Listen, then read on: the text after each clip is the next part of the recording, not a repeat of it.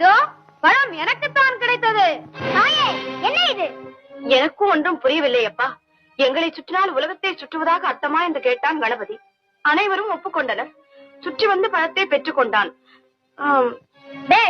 நல்ல நாடகம். பெரியவர்களாக சேர்ந்து நடத்திய நாடகம் அல்லவா? மிகவும் அழகாக இருக்கிறது. மிக்க மகிழ்ச்சி. நான் வருகிறேன். முருகா, எங்கே போகிறாய்? எங்கோ போகிறேன். என்னை ஏன் தடுக்கிறீர்கள்?